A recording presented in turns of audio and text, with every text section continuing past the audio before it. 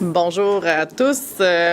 Aujourd'hui, il y a 1 an, le Canada abolissait la taxe sur l'essence. Là, ça a fait bénéficier à tous les automobilistes du Canada, sauf au Québec, d'une baisse de 17,6 sous.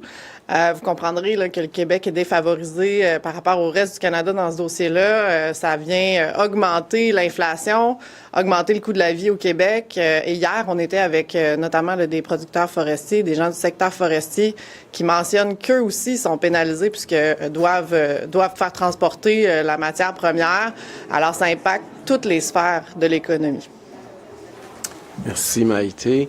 Effectivement, aujourd'hui, c'est un triste anniversaire. Hein. Ça fait 1 an que les Québécois paient plus cher leur essence que partout ailleurs au Canada, plus de taxes. Le Québec est le seul endroit où la taxe carbone n'a pas été abolie. Rappelez-vous qu'il y a 1 an, quand la taxe carbone a été abolie au fédéral par le premier ministre Carney, on disait au Québec que ça n'existait pas. Le Parti conservateur a contesté cette interprétation tordue parce que les Québécois le paient. C'est juste que c'est une taxe hypocrite. Hein? C'est une taxe qu'on ne voit pas quand on paye. On ne sait même pas exactement le montant de taxe carbone qu'on verse, alors que les 5 autres taxes que les Québécois paient sur l'essence, on sait c'est quoi. Hein? Il y a 6 taxes au complet au Québec sur l'essence. On paie près de 40% du prix de l'essence, que c'est pas pour l'essence, c'est pour les taxes. Et avec la montée récente des prix, avec le premier anniversaire de la taxe carbone, je pense que ça serait important que les autres partis commencent à prendre conscience du problème. Je sais que les 2 candidats à la direction de la Coalition Avenir Québec, dont un des 2 va être premier ministre dans quelques jours, ont dit qu'ils voulaient abolir la taxe carbone ou rembourser la taxe carbone pour les agriculteurs. C'est très bien, on se réjouit parce qu'effectivement, les agriculteurs sont dans une situation désavantageuse par rapport aux agriculteurs d'ailleurs au Canada. Cela étant dit, il faut que la taxe carbone soit abolie pour les autres types d'entrepreneurs, puis les autres Québécois, les autres automobilistes. Comme l'a mentionné Maïté, hier, on a rencontré des producteurs de l'industrie forestière. C'est une industrie qui a de la grande difficulté, hein? Près de la moitié, près de 30 000 emplois sont menacés au moment où on se parle. Il y a des scieries qui ferment pratiquement toutes les 2 semaines. Ces gens-là paient en moyenne, là, ça représente la taxe carbone 3 $ du mètre cube de bois de plus pour produire au Québec que produire en Ontario. Ça, c'est un coût réel dont on pourrait soulager les producteurs. Ce n'est qu'un exemple. Et on pense donc que c'est important. Puis l'autre affaire qui est assez surprenante puis qui démontre l'importance d'avoir Maïté maintenant qui représente le Parti conservateur du Québec à l'Assemblée nationale, l'écrasante majorité des Québécois est d'accord avec nous. Il y a plus de 70% des Québécois qui en ont assez et qui pensent que la taxe carbone doit être abolie. Et malheureusement, il n'y a aucun député des 4 partis traditionnels à l'Assemblée nationale qui a le courage de dire ça et d'appuyer ce que les Québécois souhaitent. Hein, il y a 99% des députés qui représentent une très faible minorité des Québécois sur cet enjeu. Sur ça va nous faire maintenant plaisir de répondre à vos questions. C'est quoi votre point de vue sur la Constitution? On sait qu'il y a des amendements qui s'en viennent, mais sur le principe comme tel de la Constitution? Bien, j'ai cru comprendre effectivement qu'il y a des amendements qui s'en viennent, notamment sur la question de l'avortement. Maïté et moi, on avait fait des représentations en commission parlementaire, notamment à cet effet-là. Et de façon générale, l'idée que le Québec soit doté d'une constitution, c'est quelque chose qu'on applaudit. On a toujours été favorable à ce que le Québec se dote d'une constitution. D'ailleurs, on va publier dans quelques semaines un essai sur l'autonomie québécoise, le Destination Autonomie, où il va en être abondamment question. Donc, on appuie l'initiative du gouvernement à cet égard-là. La seule crainte qu'on a, c'est que là, on a un gouvernement qui est un peu illégitime quand on regarde les sondages. En fin de mandat, un exercice qui n'a pas fait une consultation aussi importante que ça aurait été possible. On trouve qu'on devrait peut-être attendre l'arrivée d'un nouveau gouvernement pour adopter cette constitution. Mais là, tous les autres partis ont dit qu'ils voteraient contre le projet de loi. Vous dites que c'est légitime, vous étiez en faveur, donc vous allez voter pour? Je vais laisser Maïté parler. Oui, exact. Ben, en fait, sur le principe, je pense que c'est important que le Québec s'affirme sur les valeurs qui lui sont chères. Donc, pour moi, il est certain que dans la mesure où le projet de loi cheminera jusqu'à un vote, oui, on pourra voter pour. La critique numéro 1, des partis d'opposition à l'Assemblée nationale, bien des organisations syndicales, bien des organisations de la société civile, c'est aucune consultation en amont, aucun forum. Mais vous ne serez pas aussi fort là-dessus, je devrais dire, dans votre propos, M. Duhem, par exemple, que les autres partis là-dessus. Êtes-vous mi-figue, mi-raisin par rapport à ça? Vous l'avez très bien dit, ça a été nommé. Il y a manqué de consultation en amont. Ceci étant, sur le principe, même le Parti libéral souhaitait qu'il y ait une constitution qui soit adoptée. Je pense que c'est important quand même que le Québec se dote d'une constitution, mais il aurait pu faire mieux en termes de consultation. C'est pas assez pour que vous votiez non. Écoutez, le principe, là, on est d'accord avec l'idée d'une constitution. Il faut arrêter de faire de la partisanerie. Là. La constitution, là, c'est pas une affaire d'un parti ou d'un autre. Là. C'est quelque chose, c'est une loi fondamentale pour l'ensemble des Québécois. Puis oui, il faut que ça soit rassembleur. Puis pour ça, oui, il aurait fallu qu'une consultation plus importante ait lieu. Sauf que ce que je trouve déplorable, c'est que le Parti libéral fasse de la petite politique. Eux qui étaient favorables à un projet de constitution, là, parce que ça vient pas d'eux, sont contre. Même le Parti québécois puis Québec solidaire, qui sont supposément des partis souverainistes. Moi, celui qui m'a convaincu d'être pour une constitution, là, c'est Daniel Turp, l'ancien député péquiste, l'ancien député du Bloc québécois.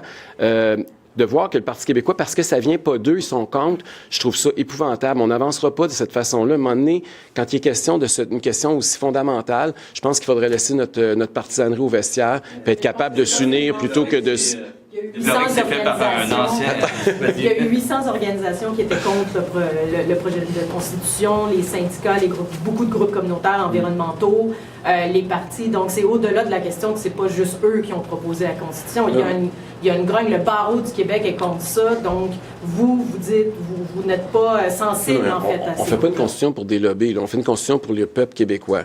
Est-ce que la population québécoise est en faveur d'une constitution? La réponse, c'est oui.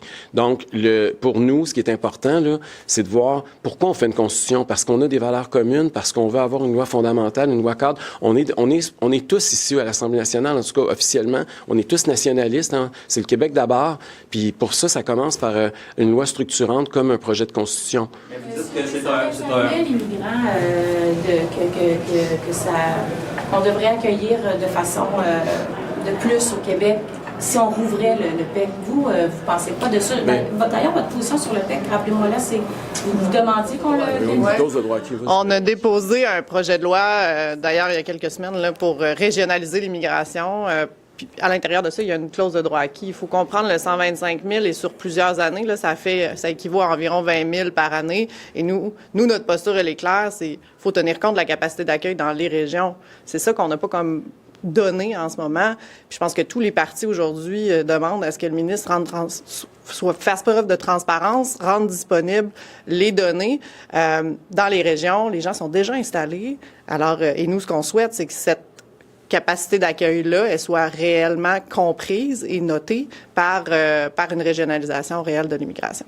Donc, c'est pas alarmant pour vous le fait qu'il y en ait autant, que le chiffre soit si élevé? Bien, quand on regarde sur les années dans lesquelles on prend ce calcul-là, c'est certain que c'est moins gros, là. C'est un chiffre qui a été, je pense, lancé de manière à donner un effet alarmant. Ceci étant, je pense qu'en régionalisant l'immigration, on peut réellement tenir compte de la capacité d'accueil de chacune des régions. C'est ça qui nous manque en ce moment. 125 000 immigrants à Montréal, c'est probablement plus difficile de les accueillir, mais dans des régions comme le Bas-Saint-Laurent, il y en a de la capacité d'accueil. Donc, il y a des motions et du Parti libéral et du Parti québécois, vous êtes plutôt d'accord, vous allez les appuyer. C'est des motions qui demandent essentiellement plus de données, en fait. Bien, plus de transparence, effectivement.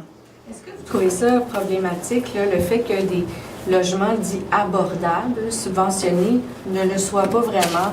On avait un cas ce matin d'une dame qui habite dans un logement abordable à Montréal qui doit consacrer 90% de son revenu à se loger. Comment est-ce que vous voyez ce dossier-là? Bien, d'abord, le problème de l'habitation, vous avez raison de noter que le logement est inabordable pour un nombre grandissant de Québécois. Je pense que ça, tout le monde est conscient de ça. Il y a une crise du logement au Québec. Tout le monde est conscient de ça. Maintenant, quelle est la solution? Pour nous, la solution, c'est pas nécessairement de subventionner plus, c'est de permettre la construction plus rapide de logements à prix abordable. Et on croit à l'effet de domino aussi, là, même des logements plus chers, vont avoir un effet, c'est-à-dire que les gens vont libérer potentiellement des logements un peu moins chers pour monter l'échelle sociale, puis libérer des places donc pour ceux et celles qui ont moins les moyens.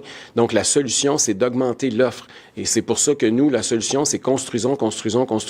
Arrêtons de mettre des bâtons dans les roues de ceux qui veulent développer, de ceux qui veulent construire, puis assurons-nous que le prix baisse ou à tout le moins cesse de monter. Là.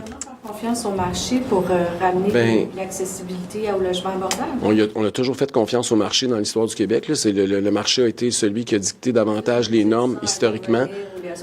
Si on construit, mais on n'intervient pas. Là. Bien, c'est-à-dire que plus on va construire, plus il va... Moi, je suis un capitaliste, là, comprenez-vous? Je crois à l'offre et la demande. Et moi, je pense que présentement, on a un problème d'offre parce que la demande monte puis l'offre augmente pas. Donc, il faut s'assurer que l'offre soit au rendez-vous. Puis la seule façon de le faire, c'est d'augmenter la construction. Sur le du logement, c'est plutôt, on parle de la crise de l'abordabilité, dans le sens où il y a des logements qui sont vacants, qui sont des logements de luxe, où il n'y a absolument personne dans ces logements-là parce que les loyers sont trop chers. Donc, d'augmenter l'offre, si on n'augmente pas des logements pas chers, ça ne va pas nécessairement aider. Mais les coûts de construction, prenons cet exemple-là. On parle d'inflation. Là, on disait tout à l'heure, la taxe carbone qui a un effet, elle a un effet aussi sur les coûts de construction.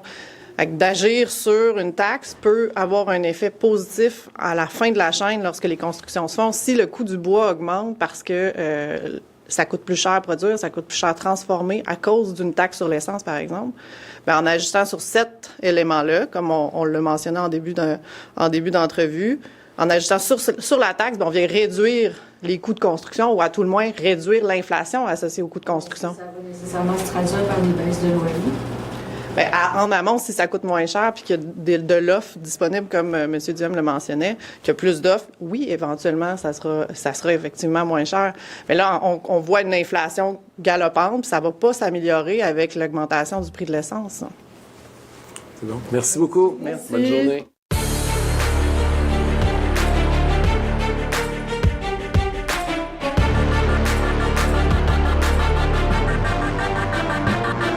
Bye.